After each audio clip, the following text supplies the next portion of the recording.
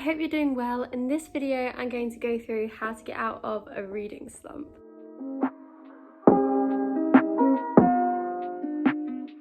So recently I've been in a bit of a slump. After I did my spin the wheel, I kind of lost motivation to read because I'd done like 9 hours in a day. And I found it really hard to get into books. I think it was probably because I read a few books after another that I didn't rate very highly, and it just kind of dropped my motivation because I was like, is it worth it? So I've put together a list from my knowledge of books and reading slumps about how to get out of them. So there'll probably be some unique points on here. This is just what I found works for me, so I hope it works for you as well. So the first thing which I found really helped for me was to listen to an audiobook. So if you find that you just don't really have the time, or you don't really want to just sit and stare at words, you kind of feel like you want to do something else more engaging, like going on a walk or something, then I think audiobooks are the way to go. I remember I read a few books in a row and I was just thinking, gosh, I really can't be bothered to read another book right now. So sometimes I would just put on the audiobook and I listened to, like, the last audiobook I read was Daisy Jones and the Six, and I did a puzzle while I was doing it and I finished the book. I think it was like a 10 or 13 hour or something like that. I finished the puzzle and the audiobook. It was just a quick and easy way to get back into reading and remind myself that stories can be good. The next one is to kind of get into the reading vibe. So what I really like about reading is that you can be really cozy, and like if it's raining outside and you've got a blanket and a book, that's the kind of thing that I really enjoy.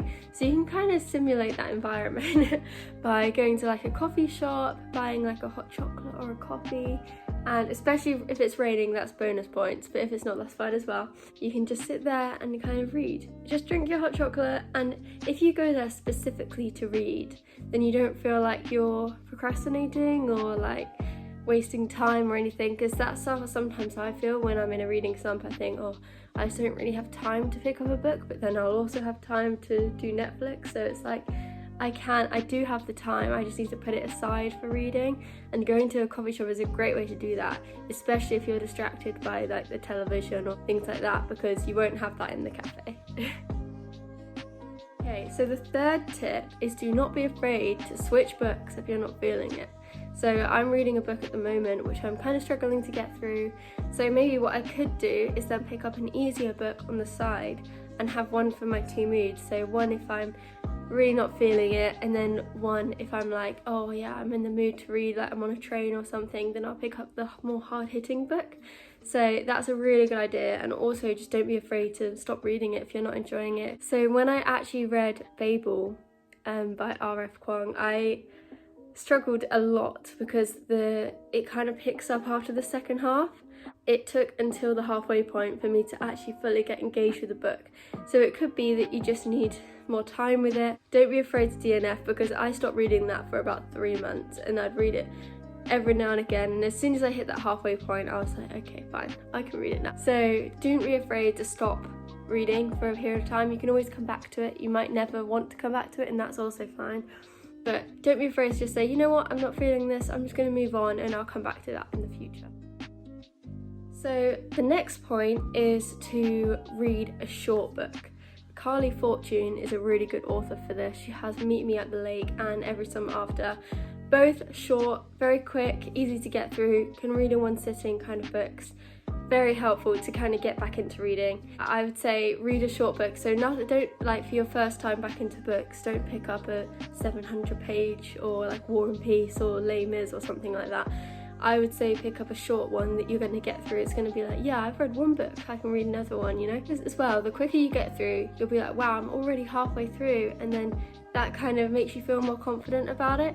Whereas if you just start getting into a longer, more hard-hitting book, then you find that you've been reading for hours and you're only like a little bit through, and it's kind of discouraging because you're like, well, what have I been doing all this time? And it makes you feel like you're wasting your time.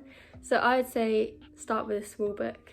Like I said, Carley Fortune is a good author for this.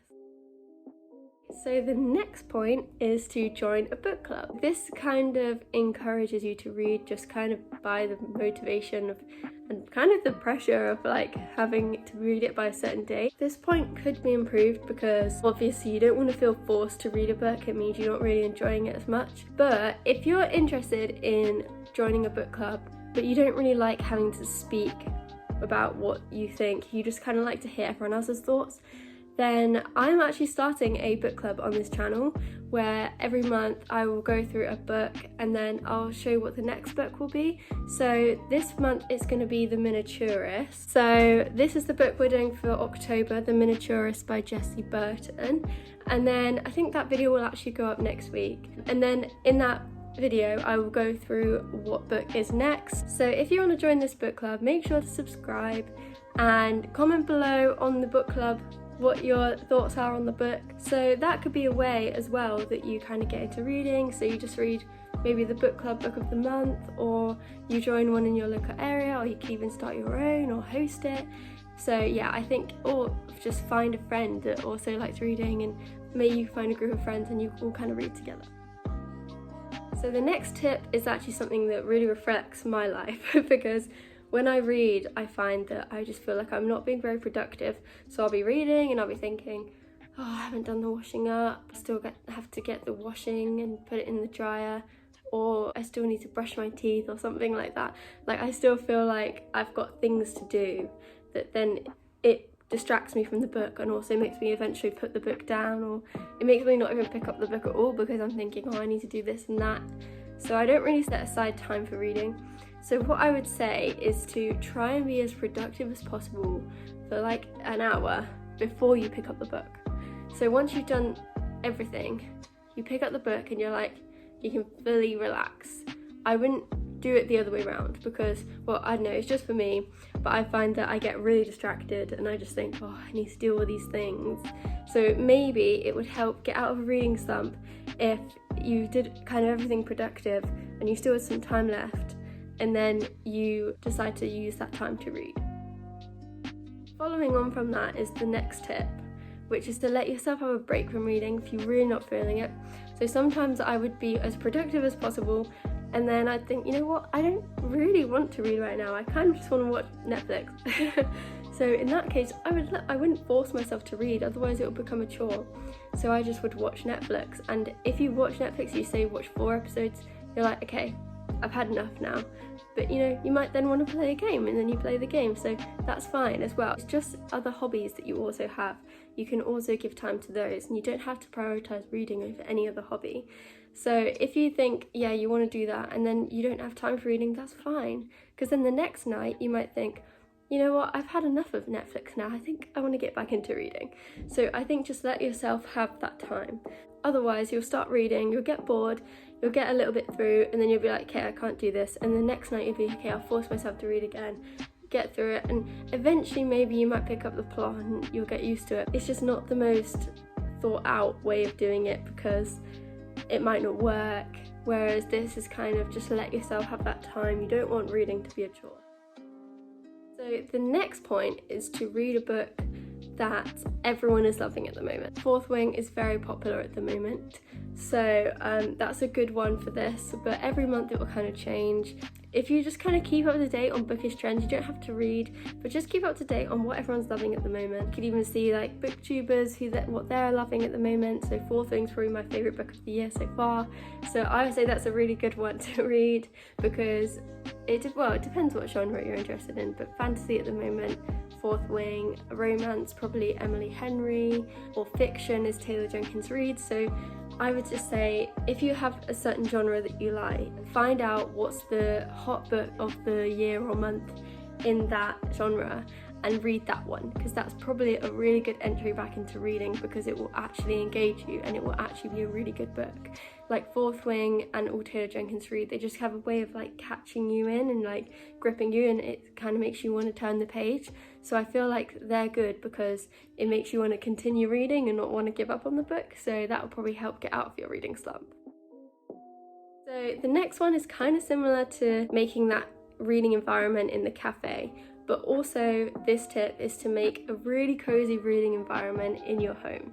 So if you have a little corner of the house, it could be your bed, it could be your sofa, your conservatory, then find a little corner, fill it with blankets and pillows, get a steaming mug of tea and a piece of cake or something like that.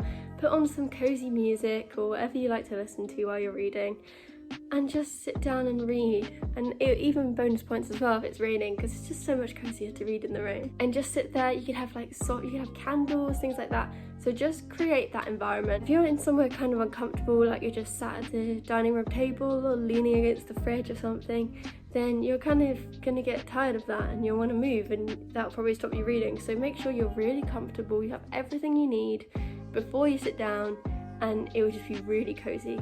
The more pillows, the better. The final tip I have is to find a friend who also reads. If not, you could do my book club book of the month, but find a friend that reads as well and pick a book together. So maybe you could go book shopping together, or you could just pick a book you both already have and read that together, because then you can update each other. You can say, what page are you on? Oh, I'm on page 100. Oh, have you heard what he did yet? Or something like that. And it kind of gets you more engaged because you know someone else is reading as well, and it makes you think, well, if I read this, then we can discuss it. And that's kind of one of the best things about reading, is like discussing what you think about the book in comparison to someone else. So that is everything. Thank you so much for watching, and I'll see you in the next one for the book club. Bye.